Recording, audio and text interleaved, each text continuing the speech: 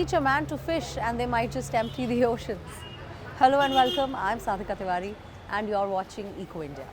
The World Wildlife Organization tells us that over 3 billion people across the globe rely on seafood. And this isn't a very good sign because the sea and the food are both under threat. But not all hope is lost. There are efforts being made to preserve our marine ecosystem. So let's dive right in. During important festivals in the state of West Bengal, like Durga Puja or the Bengali New Year, a must-have delicacy on the dining table is the hilsa fish, which is also popularly known as ilish mach. But this much desired specimen of the freshwater fish is fast disappearing from the waters in and around the state of West Bengal. And this is also the story with several other species. So what are fisher folk and activists doing about it? Let's find out. Sorting through the dozens of varieties of fish in search of fresh catch and a good bargain is a daily chore for many in Kolkata. We here in Bengal grew up eating fish and rice. A Bengali simply can't imagine life without fish. You could say that we Bengalis eat fish or some kind of seafood in at least one meal almost every day. Markets like these sell tons of fish every day, caught in nearby regions by fishers like Sridham Biswas. He has been making a living from the Ichamati river for 35 years now. But his daily catch is no longer what it used to be. Before the 2000s, we would find a lot of fish in these waters. Now we get around half of what we used to. All kinds of fish, and especially varieties of prawn, were found in abundance. The river was even named after these prawns. There was a time when you could cast your net and catch as much as 100 kilos of fish every day. The river runs through some of the most densely inhabited areas in the world. Road and bridge infrastructure and increased agricultural activity are all partly to blame for choking the river. According to geographer Debajit Datta, who studies the effect of human action on river ecosystems, the Ichamati is in a dire state. The course of the river was getting shrinked in the upstream areas. And when there is no freshwater flow, the river Ichamati only survives in the downstream areas, and it has become, in our terminology, we call it a tidal inlet. A tidal inlet means it is one channel coming from the sea and which is only having the saline water, not the fresh water. Fishers now mostly get their fish by breeding them in reservoirs and canals that store fresh rainwater during the monsoon. Meanwhile, the remaining flow in the Ichamati is under threat from growing riverbank settlements. Animal and human waste often ends up directly in the river. Untreated sewage is one of the primary causes for the growth of an invasive aquatic plant, the water hyacinth. It reproduces fast and starves fish of oxygen in the water. We have got to the point where fishing is dying out as a way of making a living. People have migrated to Gujarat, Mumbai, and are doing odd jobs to make ends meet. However, some like Sabarna Saraswati are staying on and doing their best to revive the Ichamati river. The zoologist is an activist in his spare time and regularly leads locals on water hyacinth cleanup drives. Some 8,000 members of the fishing community have joined forces to clean 12 kilometers of the river. The cleaning drive meant the river was able to see the sun for the first time in ages. The boats can move again. I get emotional just speaking about it. This is an amazing and unique experience for me. The fisher people can now fish again, and we are seeing fish grow to their full size. Sabarna Saraswati knew that to make this a long-term success, he needed to find a sustainable way to handle the vegetation they were removing from the river. So they set up 80 vermicompost pits to process the water hyacinth waste, mixing in easily available banana leaves and cow dung. Each pit can produce up to 40 kilos of organic fertilizer every month. It is sold to farmers in the region who use it instead of chemical fertilizers. After we cleaned the river, I helped make a lot of vermicompost. That earned me a lot of money. And I wasn't alone. I know 80 other families who've profited too. Sabarna's love for the river of his childhood has proven infectious. People from dozens of nearby villages have started their own cleanup drives. Parts of the Ichamati are beginning to breathe again, and locals have even reintroduced fish species that used to swim in these waters before. But the activist knows this is only the beginning. If I start from the mouth of the river, then my first recommendation would be dredging. Then the cleaning up of water hyacinth. Third, remove all encroachments. Fourth, stop all pollutants from temples, homes and markets. And lastly, have a long-term plan for the river's survival. Sabarna Saraswati knows that the road to a fully revived Ichamati is long. But already, dozens of communities are reaping the benefit that's come with conserving the source of life and livelihoods in the region. Have you ever heard of the term keystone species? These are species that have a disproportionately large impact on the environment where they live, often also helping hold the entire system together. Like oysters that we often find in fancy restaurants are also known as the engineers of the ecosystem because they not only significantly modify but also create new habitats for other species by forming reefs. And believe it or not, they also help minimize the impacts of climate change. Let's find out how. This oyster and these mussels, along with scallops and clams, are bivalves, ocean creatures with two attached shells.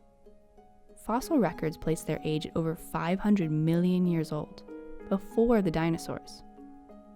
And they are found everywhere, from the Arctic to the Antarctic to the equator.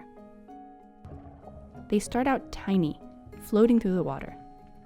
Oysters and mussels attach themselves to an underwater surface to grow, while clams bury themselves in sand.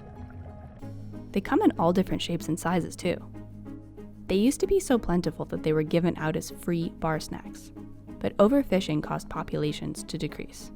It's about 85% of shellfish reefs worldwide have been lost. Heidi Alloway did her PhD on the history of oysters and mussels. We've had this extreme loss of a highly productive habitat from so many places in the world, and people didn't even know that it had happened.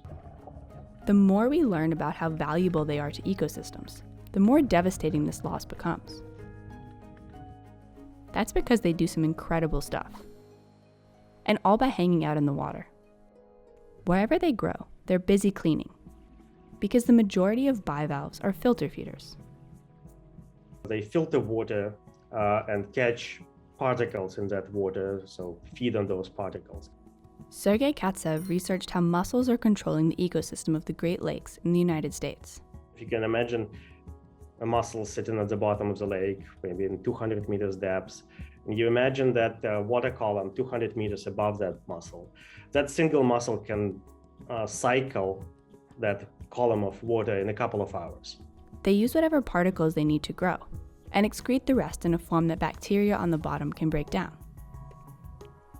As you can see on the left, they filter chemicals necessary for plant and animal growth, phosphorus, and nitrogen.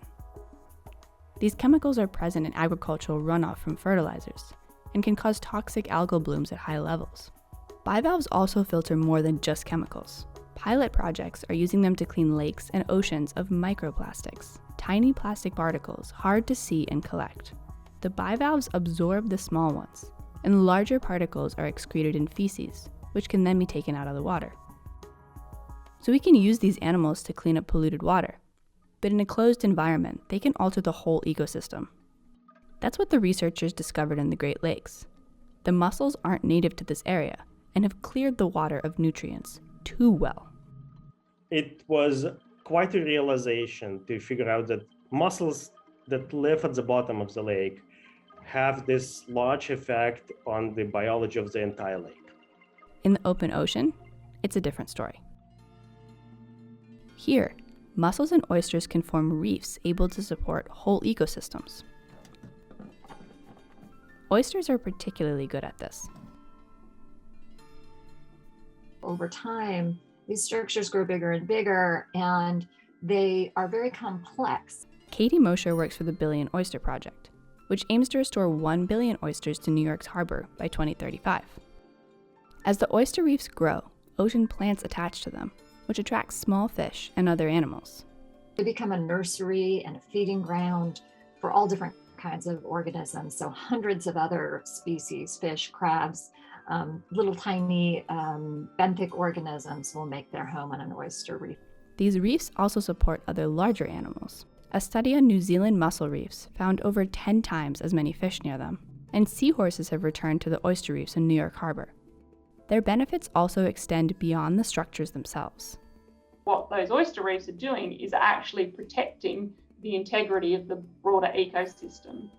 When a powerful wave comes in from the ocean and hits an oyster reef, some of the energy is broken up and lost, meaning the waves that pass that reef aren't as damaging.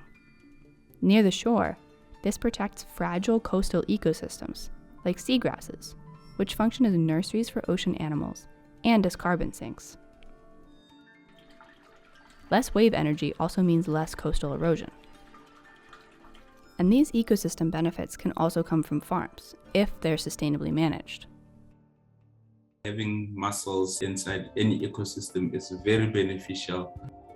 Bokamosola Bepe works with mussel farmers in South Africa to make sure their operations are as sustainable as possible. Those sustainable fishing practices are, for example, trying to ensure that we minimize our interactions and impacts with endangered, threatened, and protected species. Mussels are hung from ropes suspended in the water that animals could become trapped in. But with the ropes properly anchored, it's extremely rare that this happens. We're also trying to ensure that the mussel farms themselves do not have a big impact on the benthic habitats that they operate over. In a closed environment like this bay, excrement from the mussels could cover the ocean floor, so platforms are rotated to make sure they don't overwhelm ecosystems. Bivalve farms require no feed and no antibiotics, as they get everything they need from the water. Rope-grown mussels have a carbon footprint of 0.25 kilograms per kilo. For comparison, beef is around 100 kilograms per kilo. Out of the water, bivalves go through a process called depuration. They're placed in clean water to remove pollutants dangerous to human health. Microplastics are harder to remove, but even if you don't eat shellfish, you could be consuming 1 credit card of microplastic per week. And unlike other methods of food production, waste products from mussels and oysters can be reused in a circular way. Farmers that we're working with now, they're working with a third-party operator who actually uses the leftover shells to actually make organic compost out of them. As building material, the shells also sequester carbon. Bivalves pull it from the water and use it to grow their shells. Crushed up, the shells can be added to concrete instead of limestone. But the best use for the shells is the simplest: growing more bivalves. Old shells are often reused for farming, but can also go to restoration projects, where the shellfish are left in the water instead of eaten. These projects are springing up around the world, from Australia to New York City. This is where the oyster really shines. Every year, we're collecting oyster shell from New York Harbor restaurants. So we've collected almost 2 million pounds of shell already. The shells are cleaned and placed in cages. These oyster cages are put into shipping containers that we've converted into a way to set oyster larvae onto shell. Add water from the harbor, then some larvae, and after a week there are baby oysters. The cages are then moved into the harbor. As the oyster reef grows, it creates an ecosystem, while also benefiting people on shore. We can expect a ton of fish per hectare of oyster reefs to be added to the marine environment through a restoration process. So while more bivalves generally mean cleaner waters, the positive impact of mussels and oysters can be doubled through circular uses for their shells. And of all of them, oysters are the superheroes: filtering, sheltering, protecting, and restoring. That's why we should be doing everything we can to put more of them in our waters.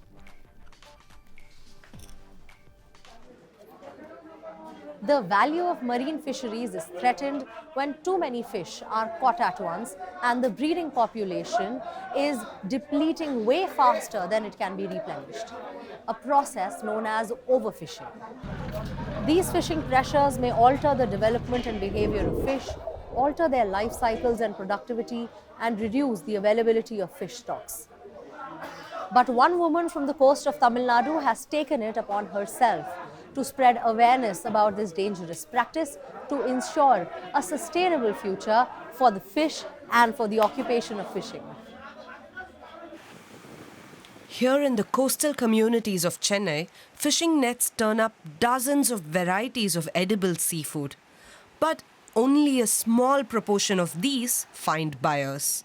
Marine conservationist Divya Karnat says this wastes tons of fish every day. Given that it's India and it's a very biodiverse country, they are catching a lot of diverse fish.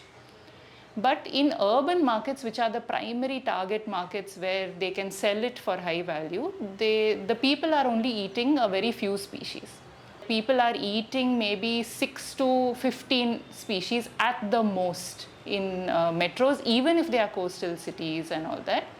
And what the fishermen are catching is close to 100 different edible varieties. So we are not talking about the endangered species, we are not talking about dolphins, turtles, all those things. Only the edible fish, over 100 they are catching. People are only eating 6 to 15. So what happens to the rest? The rest is left to perish. Divya Karnad regularly finds piles of dead or dying fish here on the beach. If they are still alive, like this sea snake, she helps them back into the sea. But for the most part, unsold dead fish is dumped back into the ocean.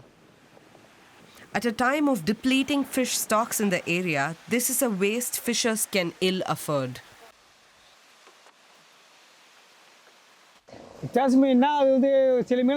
People don't even know the names of most fish species. For example, they would never even know what a madavameen is. Customers simply do not buy such fish. If we try to sell them a fish they haven't heard of, they say that they've never eaten that fish and they're always hesitant to try.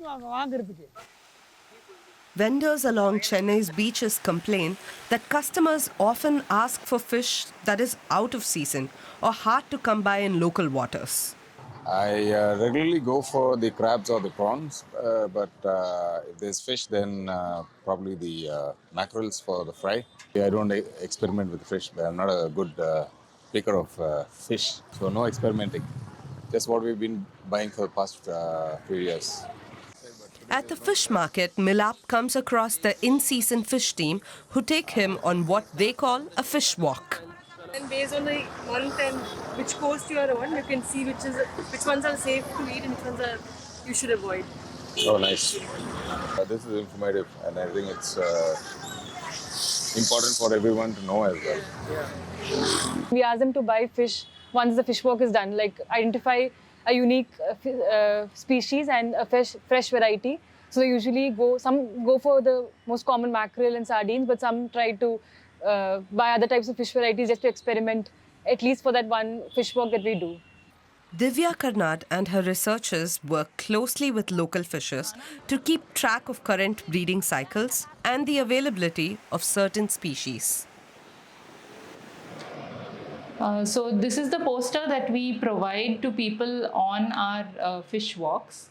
So they can just look at this and identify which are the fish in season. And when we give them the test to go out and identify sustainable fish, they should ensure that not only does it meet the criteria of being fresh and being caught from sustainable fishermen, it should also be in season. Divya Karnad is confident that with greater awareness and a more adventurous palate, consumers will develop a more diverse appetite that values the bounty of Chennai's shores. An old quote says, "What gets measured gets managed." A 73-year-old man in Spain has abided by this motto for years. He uses his special devices to measure the temperature and the salt content of the Mediterranean Sea. collecting valuable data that is used by fishermen to strategize their fishing expeditions and by scientists for their research.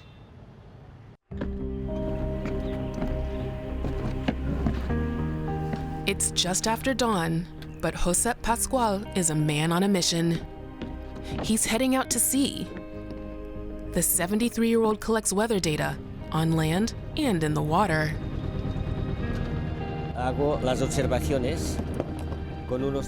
I use these special thermometers that you can lower into the sea. After around 5 minutes, they flip over and display the temperature in the deep.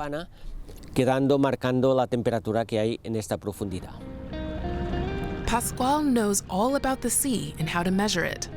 For over half a century, the topographer and son of a fisher has pursued his hobby off the coast of L'estartit in northeastern Spain. Weather permitting, he goes to sea twice a week to document water temperatures in the Mediterranean. It's my life, my place. It's almost like a drug.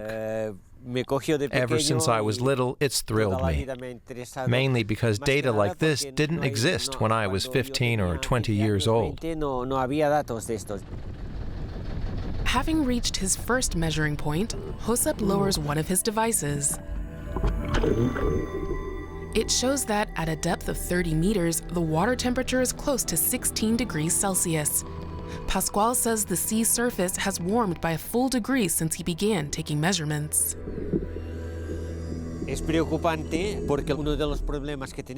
worrying because rising temperatures cause the water to expand, and with it, the sea level to rise. We can see this on the beaches too. Each year they get half a meter narrower. I verified it. The beach here has shrunk by 15 meters since 1993. Along with the temperature, Pascual measures the water's salt content, providing vital info that fishermen like Isaac Moya have come to rely on. Our work is closely connected to this data. If we knew a bit more about it all, like he does, we'd be better fishers, for sure.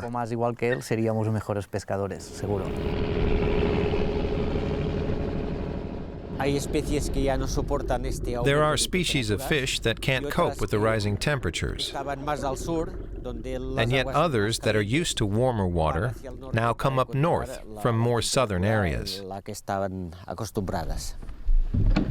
Josep Pascual meticulously notes the coordinates and measurements. Then, at the local tourist info office, he transfers the data to a website used by scientists worldwide. NASA saw my data in an American trade magazine and compared them to their own findings. They said now they know their satellite instruments are working correctly. Pascual's collection of years of data has also made an impression in Barcelona. At the Institute of Marine Sciences, researchers probe how climate change affects plants and animals, and humans. Especially the Arctic is affected, says oceanographer Jordi Salat, but so is the Mediterranean. We're observing bigger changes on the water's surface than in other seas around the world. There are regions we call hotspots, and the Mediterranean is one of them. Pascual's hobby has grown in importance in this era of climate change, which is why it's his mission to keep taking measurements and do his bit to slow down global warming.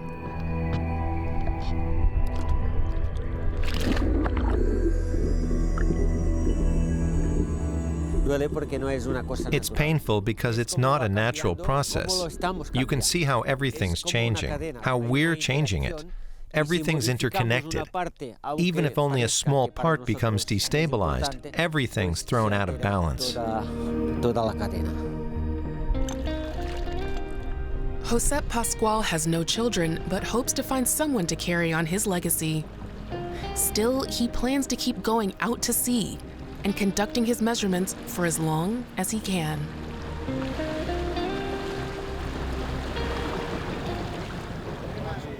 The next time you think of ordering fish and chips or fish fry, think of how and where has it been sourced from.